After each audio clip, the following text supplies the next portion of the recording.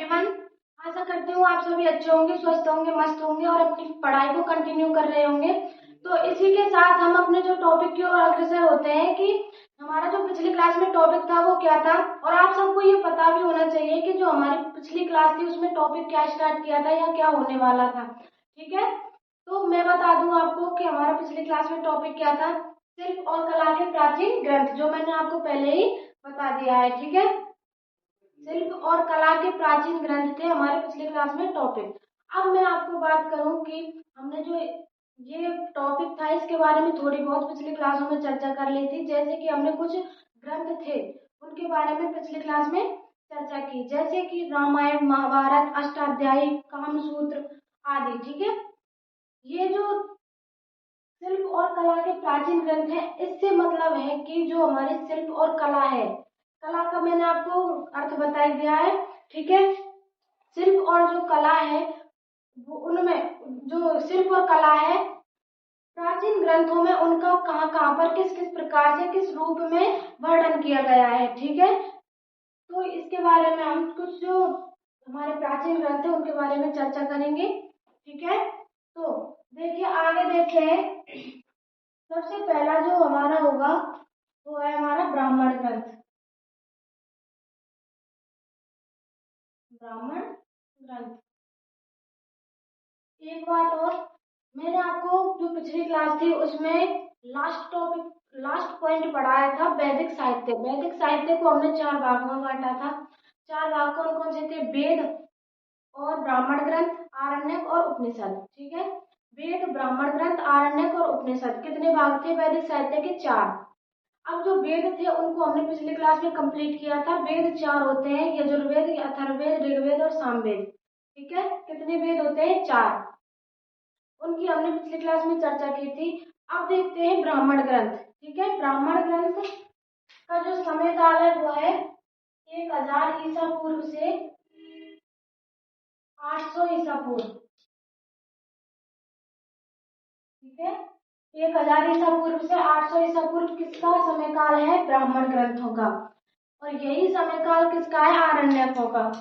अब इसके बाद देखते हैं कि ब्राह्मण ग्रंथों का जो समय काल है वो है 1000 से 800 ईसा पूर्व। ठीक है, अब जो ये ब्राह्मण ग्रंथ है उनका भाषा विज्ञान की दृष्टि से महत्वपूर्ण स्थान है। ठीक है, भाषा विज्ञान की दृष्टि से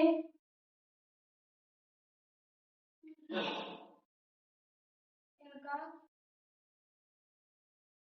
महत्वपूर्ण, या फिर ऐसे लिख सकते हैं अत्यंत महत्व है। ठीक है, अत्यंत महत्व है, भाषा विज्ञान की दृष्टि से इनका अत्यंत महत्व है। अब इसकी बात करें कि ब्राह्मण ग्रंथों में होता क्या क्या है, तो ब्राह्मण ग्रंथों में क्या क्या बताया गया है कि यज्ञों के प्रकार, कि यज्ञ कितने प्रकार के होते हैं, किस किस प्रकार से किए जा सकते हैं, आख्यान। ठीक है, और इसके साथ ही क्या बताया गया है कि जो उत्थान और पतन, ठीक है, उत्थान और आरंभ के बारे में बताया गया है। अब देखते हैं कि ब्राह्मण ग्रंथों में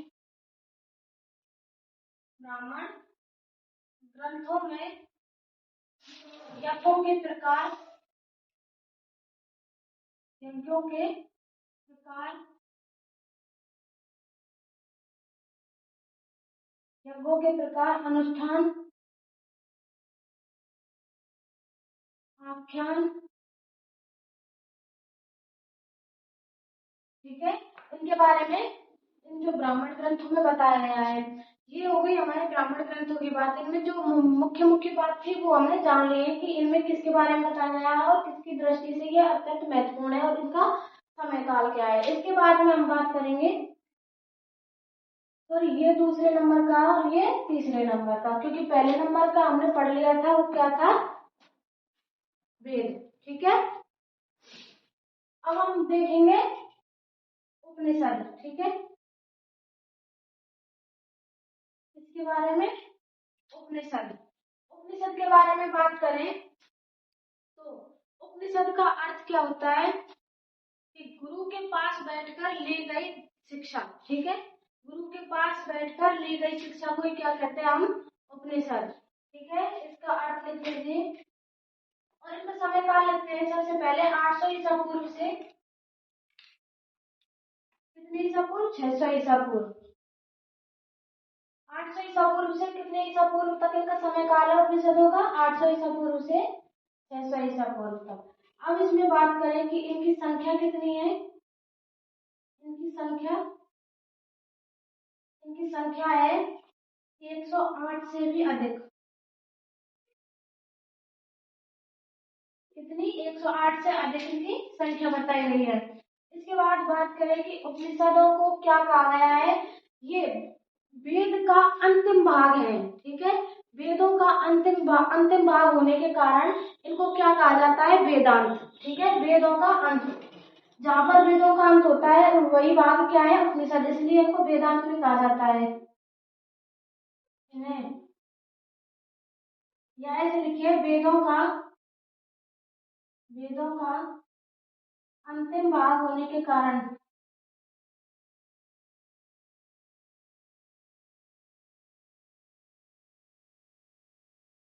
इन्हें वेदांत भी कहा जाता है।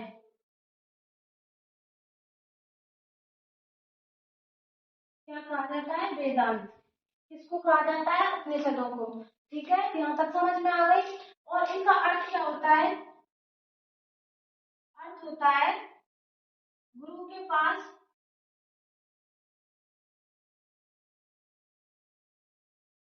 बैठकर ली गई शिक्षा या दीक्षा, कुछ भी कह सकते हैं, ठीक है। शिक्षा, गुरु के पास बैठकर ली गई शिक्षा को क्या कहते हैं हम? उपनिषद। और उपनिषदों की संख्या कितनी है? 108। वेदों का अंतिम भाग होने के कारण इनको क्या कहा जाता है? वेदांत, ठीक है। ये किसकी बात हो गई? उपनिषदों की। इसके पहले हमने बात की थी ब्राह्मण ग्रंथों की। ब्राह्मण ग्रंथों का जो समय काल माना गया है वो माना गया है 1000 से 800 ईसा पूर्व। इसके बाद में भाषा विज्ञान की दृष्टि से इनका अत्यंत महत्व है, ठीक है। और ब्राह्मण ग्रंथों में यज्ञों के प्रकारों के बारे में बताया, अनुष्ठानों के प्रकारों के बारे में बताया, और किसके बारे में बताया गया है? आख्यान के बारे में। यहाँ तक देखिए। इसके बाद में हम थोड़ी सी आगे चर्चा करेंगे।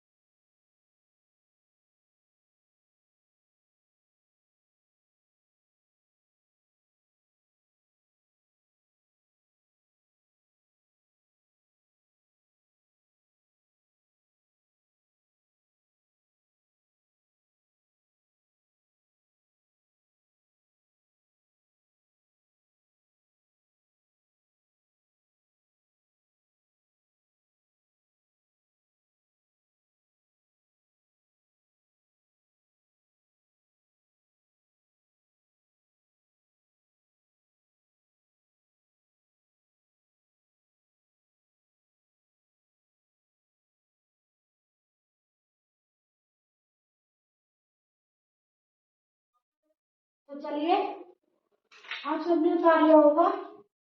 आगे चलते हैं।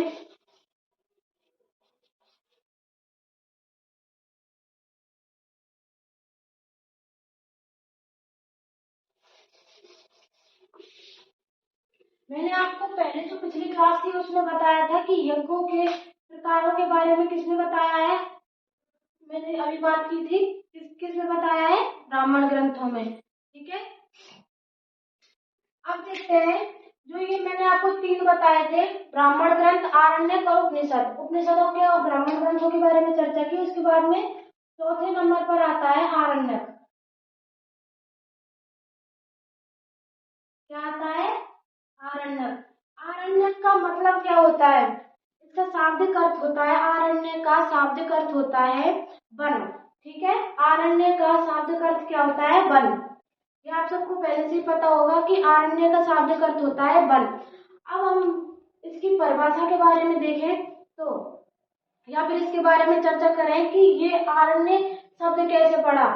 तो जो ये ग्रंथ थे, ठीक है, आरण्य जो ग्रंथ है उनकी रचना, चिंतन और मनन कहाँ पर हुआ है, वनों में बैठकर। ठीक है, वनों में इनका चिंतन, मनन और रचना हुई है, इसलिए इनको क्या कहा गया, इन ग्रंथों को आरण्य ग्रंथ, आरण्य ग्रंथ। ठीक है, तो सबसे पहले इसमें हम इसका समय काल लिखते हैं 1000 ईसा पूर्व से कितने ईसा पूर्व तक, 800 ईसा पूर्व। ठीक है जी, 1000 ईसा पूर्व से 800 ईसा पूर्व तक इसका समय काल है। अब इसके बारे में बात करें कि इन ग्रंथों की रचना,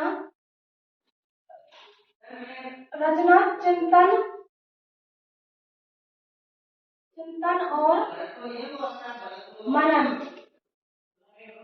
चिंतन और मनन कहाँ पर हुआ है, अरण्य। चिंतन, मनन और रचना अरण्य अर्थात वनों में हुई। इसलिए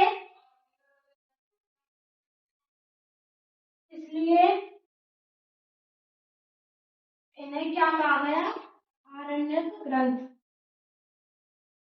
आरण्यक ग्रंथ कहा गया। समझ में आ गई कि आरण्य ग्रंथ इनका नाम क्यों पड़ा, क्योंकि इनका चिंतन, मनन और जो इनकी रचना हुई है वो कहाँ पर हुई है, वनों में या फिर आरण्य। ठीक है, अब देखते हैं कि जो ये आरण्य ग्रंथ है इनका उपयोग किसके लिए होता है। आरण्य ग्रंथों का उपयोग किसके लिए होता है, वानप्रस्थों का, जो वनों में रहते हैं उनके लिए इनका अध्यापन किया जाता है। इन ग्रंथों का अध्यापन या फिर इनका अध्ययन कौन करता है, अध्यापन वानप्रस्थों के लिए होता है, वानप्रस्थों के लिए होता है। आरण्य ग्रंथों का वानप्रस्थों के लिए अध्यापन होता है। ठीक है, किसके लिए, वानप्रस्थों के लिए। किसका अध्यापन होता है, आरण्यकों का। आरण्यक रचना और चिंतन और मनन कहाँ पर बैठकर हुई है इनकी, तो वनों में हुई है, इसलिए इनको क्या नाम दिया गया, आरण्यक। ठीक है, ये हो गई हमारे जो प्राचीन ग्रंथ थे शिल्प के, उनकी बात। ठीक है, शिल्प और कला के प्राचीन जो ग्रंथ थे उनकी बात हो गई। अब हमारा जो छोटा सा पॉइंट बचा है उसके बारे में थोड़ी सी चर्चा कर लेंगे। तो आप यहाँ तक देख लीजिए। सबसे पहले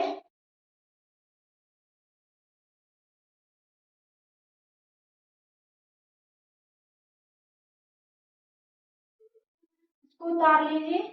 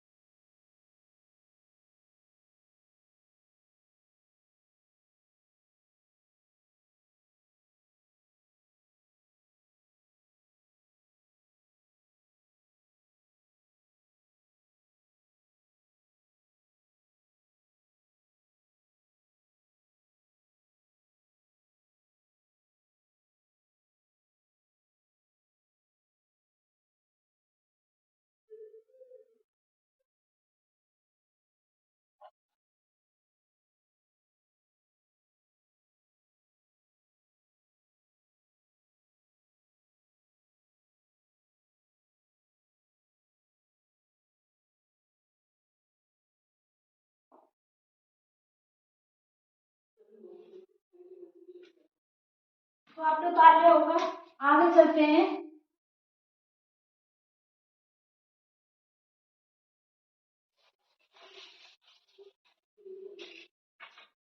देखिए, अब हमारे जो प्राचीन ग्रंथ है वो हो चुके हैं कंप्लीट। इसमें छोटा सा पॉइंट बचा है, उसको हम कंप्लीट कर लेंगे तो हमारा ये टॉपिक बिल्कुल कंप्लीट हो जाएगा। अब हम देखते हैं कि जो भारतीय चित्रकला है उसमें 6 अंगों का उल्लेख किया गया है। कितने अंग? भारतीय चित्रकला के कितने अंग बताए गए हैं? 6। उसके बारे में चर्चा करेंगे। भारतीय चित्रकला के 6 अंग बताए गए हैं। ठीक है, भारतीय चित्रकला के कितने अंग हैं? 6। और ये किसने दिए हैं 6 अंग, ये अभी बात करेंगे। तो देखिए, सबसे पहले जो ये राजा हुए थे जयपुर के, उनका नाम था जयसिंह। ठीक है, जयसिंह जो एक राजा थे, कहाँ के थे? जयपुर के। उनके जो विद्वान पंडित थे, उनके दरबार के विद्वान पंडित थे राजपुरोहित यशोधर पंडित। यशोधर पंडित बोलो या फिर पंडित यशोधर। ठीक है, राजपुरोहित पंडित यशोधर थे। उन्होंने अपनी कामसूत्र की टीका जयमंगला में क्या एक श्लोक दिया था? कौन सा श्लोक दिया था? रूप वेदा प्रमाणानि भाव लावण्य योजनम। ठीक है, सादृश्य वर्णिका भंग चित्र इति षडंकम। ठीक है, ये जो सूत्र था वो दिया था कामसूत्र की टीका जयमंगला में। टीका जयमंगला में दिया था, किसने दिया था? यशोधर पंडित ने, राजपुरोहित यशोधर पंडित ने। तो देखिए, सबसे पहला पॉइंट हो जाएगा कि जयपुर के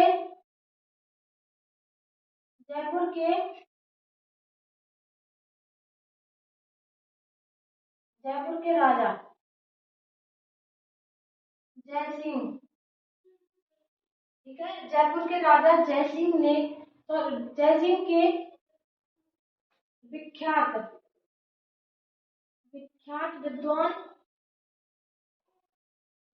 विद्वान कौन थे? राजपुरोहित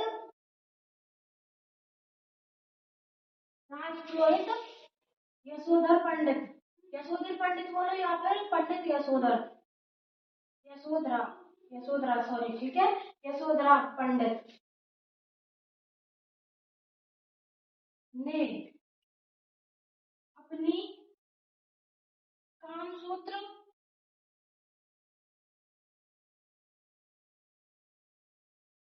की टीका जयमंगला नाम से प्रस्तुत की। ठीक है जी, अब आप यहाँ तक समझ गए कि जो राजपुरोहित पंडित यशोधर हैं, उन्होंने अपनी जो टीका जयमंगला है उसमें वो एक मतलब टीका जयमंगला नाम से एक पुस्तक प्रस्तुत की। ठीक है, अब इसके बाद में देखते हैं कि इसमें कितने अंग बताए गए थे?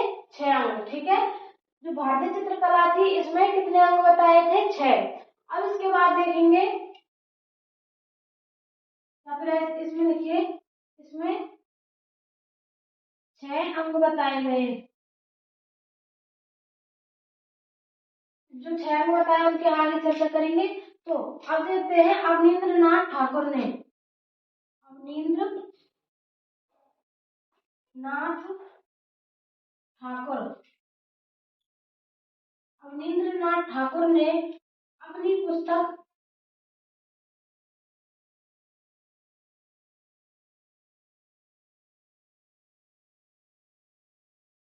अपनी पुस्तक में अपनी पुस्तक के योजना अंतर्गत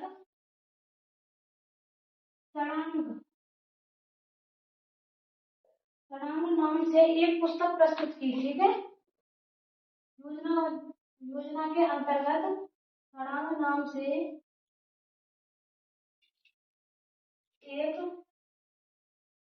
पुस्तक कब प्रस्तुत की? 1921 में।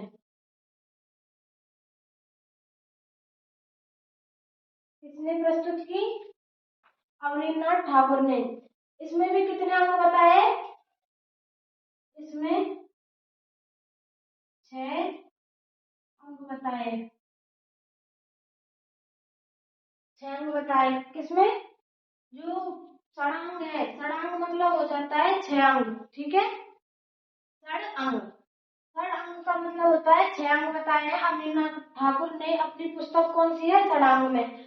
किसके 6 अंक बताए हैं? भारतीय चित्रकला के 6 अंक।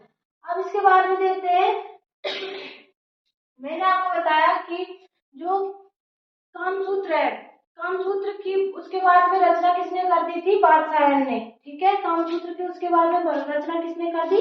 बादशाहन ने।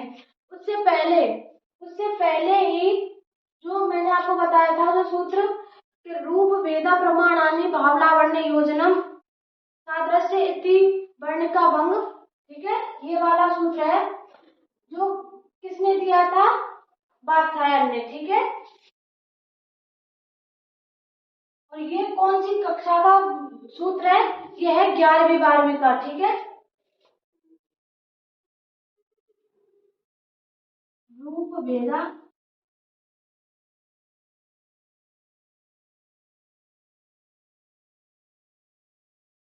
प्रमाणानि भाव लावण्य योजनम, लावण्य योजनम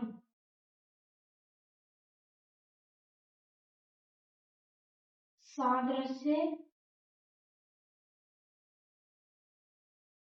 इति चित्र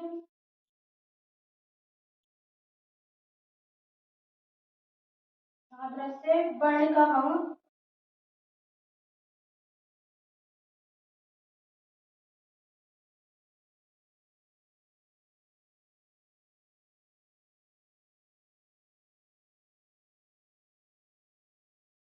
सादृश्य वर्ण का भंग इति चित्र सरंगम,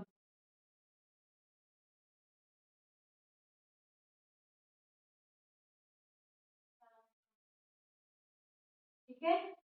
ये जो श्लोक है या सूत्र है, इसमें ही हमारे जो 6 अंग है वो बताए गए हैं। जैसे कि रूप भेद, पहला जो अंग है वो है रूप भेद, ठीक है। उसके बाद में आता है प्रमाण, उसके बाद में भाव, फिर लावण्य योजना, ठीक है, लावण्य योजना। उसके बाद में आता है सादृश्य और उसके बाद में आता है वर्ण का भंग, ठीक है। सबसे पहला है रूप भेद, और उसके बाद में प्रमाण, भाव, लावण्य योजनम, उसके बाद में आता है सादृश्य, उसके बाद में आता है वर्ण का भंग।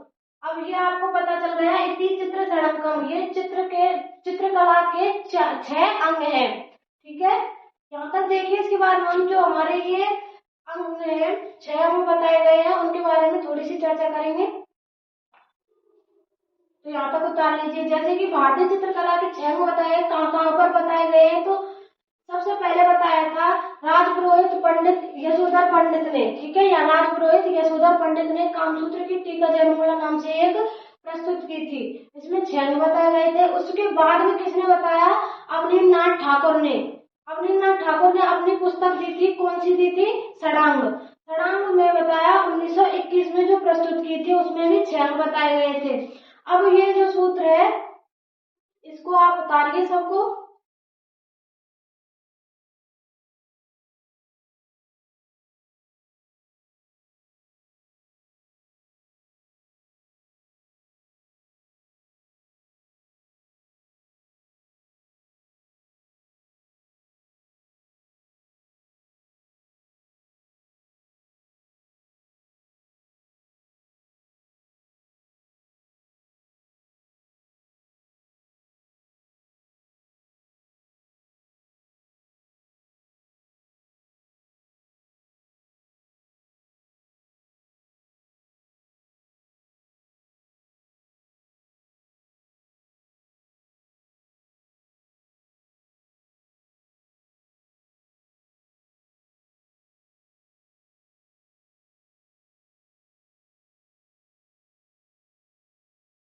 चलिए आगे चलते हैं।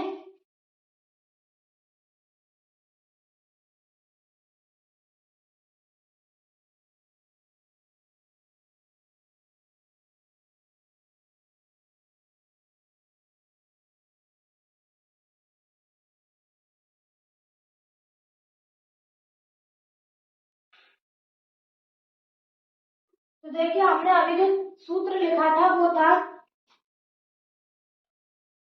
क्या था सूत्र? रूप भेद प्रमाणानि भाव लावण्य योजनम सादृश्य वर्णिका भंग इति चित्र सड़ंकम। ठीक है, अब हम जो ये सूत्र था इसी में से क्या निकालेंगे, हमारे जो 6 अंग बताए गए हैं उनको हम निकाल कर यहाँ पर प्रस्तुत करेंगे। ठीक है, उनको एक एक से हम लिख लेते हैं। सबसे पहला जो अंग है रूप भेद। ठीक है, अब हम थोड़ी सी इसके बारे में पहले चर्चा कर लेते हैं, उसके बाद में जो अन्य भेद है उनके बारे में चर्चा कर लेंगे। तो सबसे पहले रूप भेद आता है। रूप भेद का अर्थ होता है दृष्टि का ज्ञान। दृष्टि का ज्ञान। अब समझिए कि रूप भेद का अर्थ होता है दृष्टि का ज्ञान। अब आपको जैसे मान लीजिए आपको जैसे दृष्टि का ज्ञान ही नहीं है तो आप चित्र को बनाएंगे कैसे? ठीक है, आपकी देखने की क्षमता भी ऐसी होनी चाहिए कि आप अपने अनुसार भी कुछ उसमें ऐड कर सके। ठीक है, दृष्टि का ज्ञान होना जरूरी है। दूसरे नंबर पर बात करते हैं प्रमाण। चित्र बनाते समय आपको चित्र का नाप तोल ये सब सारी चीजें भी उसमें बहुत जरूरी है। जैसे कि आपको कोई किसी भी चित्र का हाथ बनाना है, किसी भी व्यक्ति चित्र बनाना है तो उसका हाथ बनाना है, तो ऐसे बनाइए कि आप मतलब पेपर से ही बाहर इतना बड़ा हाथ बना दोगे, तो उसका भी एक माप और तोल होना चाहिए। ठीक है, माप तोल के अनुसार ही क्या बनाया जा सकता है चित्र। प्रमाण का अर्थ तो आप जानते हैं कि माप तोल। ठीक है, माप तोल होता है। इसके बाद में आता है तीसरे नंबर पर प्रमाण भाव। भाव आता है। अब इसका मतलब होता है भाव कि दर्शक के मन में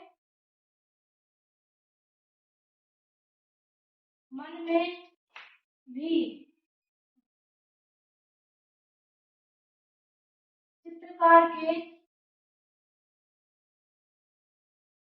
भाव, चित्रकार के हृदय के भाव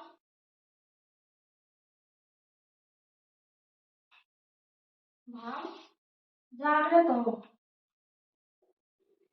इसका मतलब है भाव का अर्थ होता है कि जैसे कोई भी चित्रकार है, अगर आप उसने कोई चित्र बनाया और आप उसको देख रहे हैं, ठीक है, तो आपके मन में भी वही भाव जागृत होने चाहिए उस चित्र को देखकर जो कि चित्रकार के मन में उत्पन्न थे।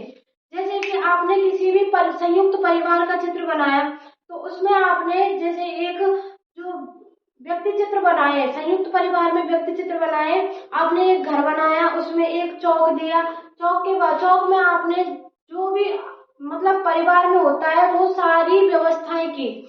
जैसे कि एक चूल्हा बनाया। पहले क्या होता था कि जैसे किसी भी कोई भी लेडीज होती थी तो वो जैसे चूल्हे पर रोटी बनाती थी तो उसके चारों ओर क्या करते थे, परिवार वाले खाने के लिए बैठ जाते थे। तो वही भाव जो चित्रकार के मन में उसने प्रस्तुत किए हैं, मन से जो चित्रकार ने अपने मन से किसी भी चित्र के आधार पर प्रस्तुत किए हैं, उसी मतलब वही भाव दर्शक के मन में भी उत्पन्न होने चाहिए। ठीक है, ये क्या है भाव। इसके बाद में आता है रूप भेदा प्रमाण भाव लावण्य। चौथे नंबर पर क्या आता है लावण्य योजना। लावण्य योजना। अब लावण्य का अर्थ तो आप समझते ही हैं। लावण्य का अर्थ होता है सौंदर्य, कि आप मतलब चित्र में सौंदर्यता भी होनी चाहिए, कि ऐसा नहीं कि टेढ़ा मेढ़ा चित्र बना दिया, उसमें सुंदरता भी दिखाई देनी चाहिए। तभी क्या होता है चित्र एक सक्षम चित्र बन पाता है। ठीक है, सौंदर्यता होनी चाहिए। ठीक है, सौंदर्यता।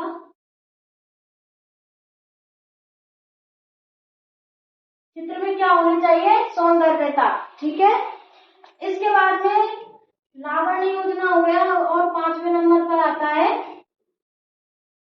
सादृश्य। क्या आता है सादृश्य। सादृश्य का अर्थ होता है कि समान दृश्य। ठीक है, समान दृश्य होना चाहिए, वो होता है सादृश्य।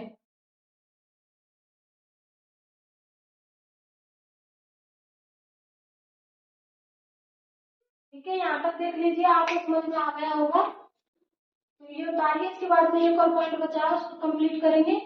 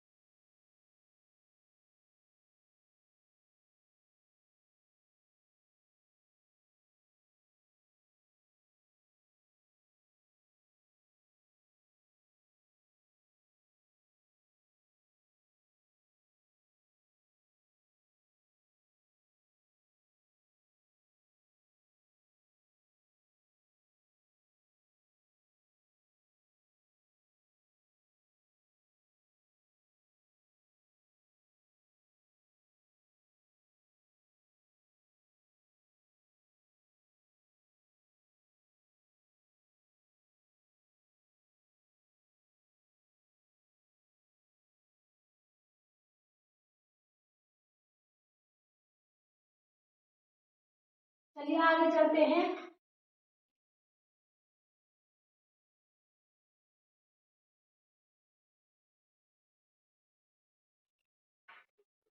अब हमारा जो लास्ट का अंग बचा है वो कौन सा है?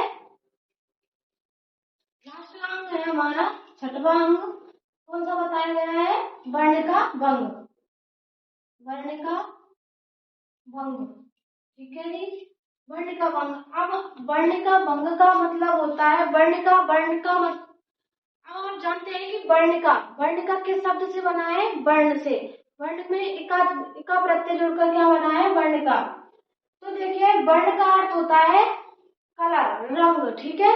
और भंग का अर्थ होता है, भंग का अर्थ क्या होता है? तूलिका। तूलिका मतलब ब्रश, ठीक है, ब्रश या तूलिका। अब आप देखिए, अगर आप रंगों का और तूलिकाओं का प्रयोग कलात्मक तरीके से करते हैं तो आपका चित्र देखने में कितना अच्छा लगेगा। आप सोच कर देखिए कि अगर आपने जैसे किसी भी चित्र में रंग इधर उधर भर दिए, ऐसे ही फैला दिए, कि तूलिकाओं का प्रयोग ऐसे ही कर दिया कि कोई मतलब कोई तूलिका इधर जा रही है, कोई इधर जा रही है, चित्र में समझ में नहीं आ रहा है कि चित्र बनाया क्या है, तो आपकी उस रंग और रंग योजना का कोई महत्व नहीं है, ठीक है। अब आप देखिए, वर्ण का भंग का अर्थ क्या है? वर्ण या फिर रंग, रंग व तूलिकाओं का प्रयोग कलात्मक होना चाहिए, कलात्मक होना चाहिए, ठीक है। वर्ण मतलब रंग और तूलिकाओं का प्रयोग कैसा होना चाहिए? कलात्मक। अब ये बात हो गई हमारी भारतीय चित्रकला के 6 अंगों की। 6 अंगों की जो बात हो गई, मैंने आपको सबसे पहले जो इसकी बात कर रहे थे हम कि चित्रकला के 6 अंग होते हैं, सबसे पहले पॉइंट पर बताया था कि कामसूत्र की किसने रचना की थी? पंडित यशोधर ने। उसके बाद में लगभग 4वीं शताब्दी में ही किसने कामसूत्र की रचना कर दी? वात्स्यायन ने। मैंने आपको पहले बताया था कि वात्स्यायन ने 4वीं शताब्दी के लगभग में किसकी रचना कर दी? कामसूत्र की, ठीक है। ये पॉइंट और लिख लीजिए, लगभग 4वीं शताब्दी के आसपास, 4वीं शताब्दी में कामसूत्र की रचना वात्स्यायन ने की, ठीक है। पहले तो किसने की थी? पंडित यशोधर ने। उसके बाद में किसने कर दी? वात्स्यायन ने।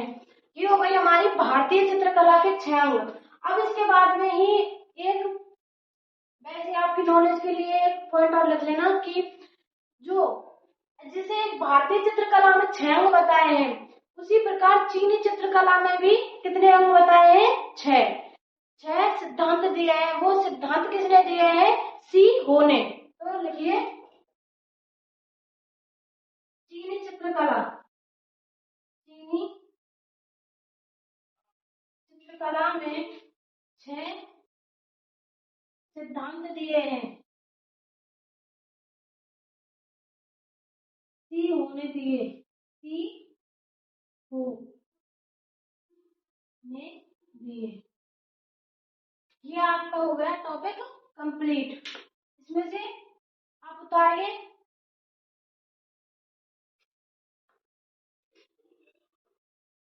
इसमें एक पॉइंट और लिख लीजिए, जैसे कि आपको पता है कि कामसूत्र में कलाओं की संख्या कितनी मानी गई है? 64। उसी प्रकार और भी अन्य ग्रंथ है, उनमें भी कलाओं की संख्या को अन्य अन्य स्थान पर माना गया है। ठीक है, तो सबसे पहले आप देखिए कि ललित विस्तार में कितनी संख्या मानी गई है? ललित विस्तार में कलाओं की संख्या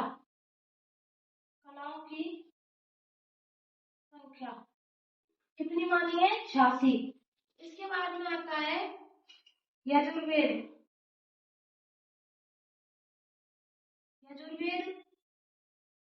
कामसूत्र, इसके बाद में अग्नि पुराण। ठीक है, अग्नि पुराण, सपनी सार, और एक और है यजुर्वेद, कामसूत्र, अग्नि पुराण, सपनी सार। इसमें लिख लीजिए कितने, इनमें कितनी मानी गई है? 64। ठीक है, तो लिख लीजिए। अब इसके बाद में ये हो गया हमारा टॉपिक कंप्लीट।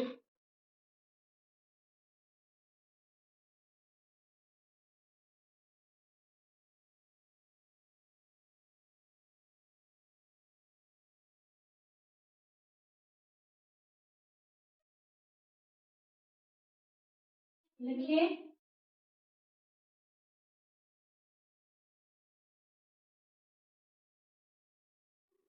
हाँ, इसमें एक और ऐड कर लेना इस पेपर में, कादम्बरी।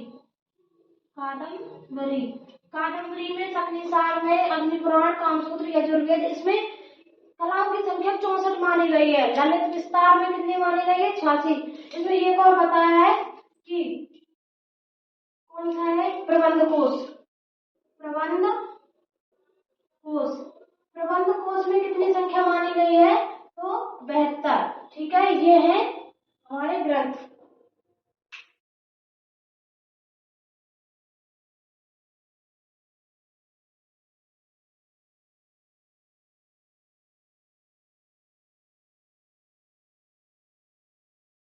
भारतीय चित्रकला के कितने अंग बताए हैं? 6 अंग। वर्णिका भंग कौन सा अंग है? 6वां अंग। वर्णिका भंग का अर्थ होता है रंग में तुलिकाओं का कलात्मक प्रयोग करना। और इसके बाद में पहले तो किया था कामसूत्र का सबसे पहले किया था पंडित यशोधर ने। उसके बाद में 4वीं शताब्दी के आसपास किसने कर दिया? कामसूत्र का वात्स्यायन ने। चीनी में 6 सिद्धांत बताए गए हैं चित्रकला के, वो किसने दिए हैं? सी हो ने।